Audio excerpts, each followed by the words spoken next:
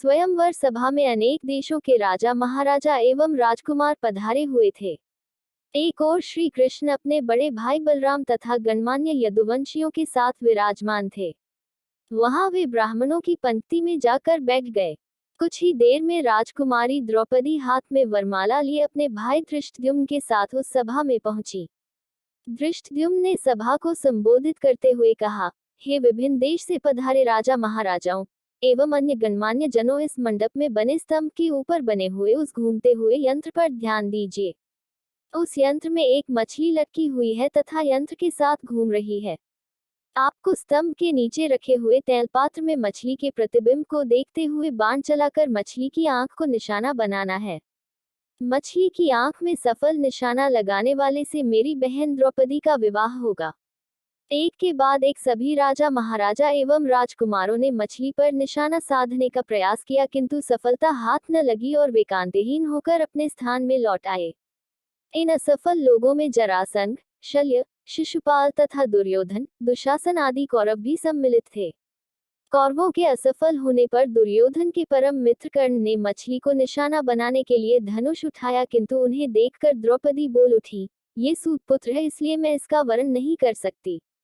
द्रौपदी के वचनों को सुनकर कर्ण ने लज्जित होकर धनुष बाण रख दिया।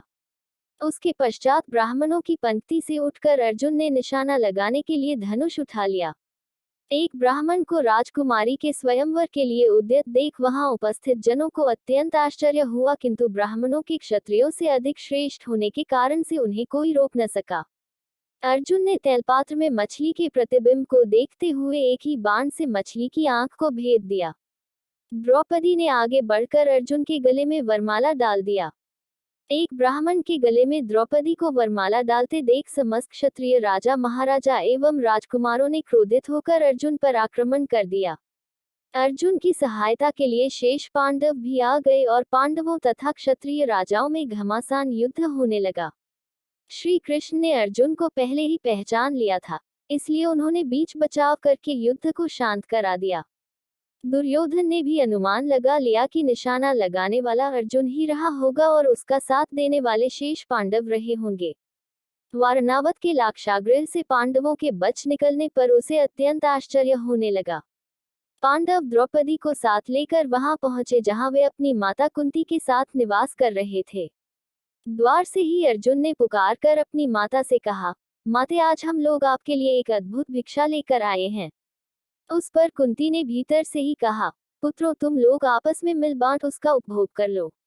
बाद में ये ज्ञात होने पर कि भिक्षा वधू के रूप में है, कुंती को अत्यंत पश्चाताप हुआ, किंतु माता के वचनों को सत्य सिद्ध करने के लिए कुंती ने पांचों पांडवों को पति के रूप में स्वीकार कर लिया। पांडवों की द्रौपदी को साथ लेकर अपने निवास पर पहुंचने के कुछ काल पश्चात उनके पीछे पीछे कृष्ण भी वहां पर आ पहुंचे। कृष्ण ने अपनी बुआ कुंती के चरण स्पर्श करके आशीर्वाद प्राप्त किया और सभी पांडवों से गले मिले। औपचारिकताएं पूर्ण होने के पश्चात युधिष्ठिर ने कृष्ण से पूछा, हे द्वारिकाधीश, आपने हमारे इस अज्ञातवास में हमें पहचान कैसे लिया?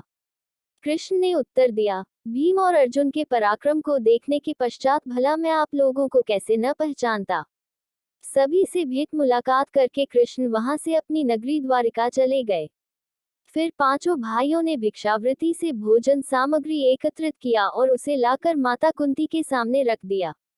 कुंती ने द्रौपदी से कहा, देवी, इस भिक्षा से पहले देवताओं के अंश निकालो, फिर ब्राह्मणों को भिक्षा दो, तत्पश्चात आश्रितों का अंश अलग करो। उसके बाद जो शेष बचे उसका आधा भाग भीम को और शेष आधा भाग हम सभी को भोजन के लिए परोसो। पतिव्रता द्रौपदी ने कुंती के आदेश का पालन किया।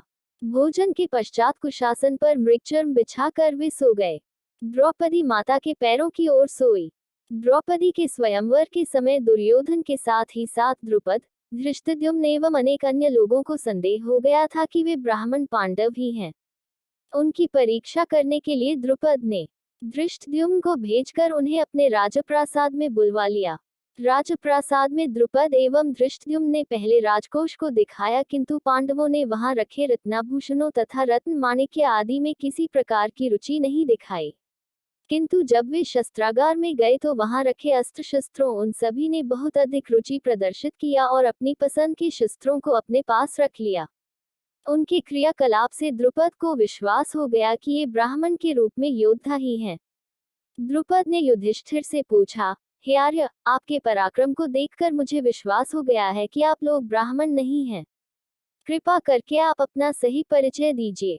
उनके वचनों को सुनकर युधिष्ठिर ने कहा, राजन, आपका कथन अक्षर सत्य है। हम पांडु पुत्र पांडव हैं।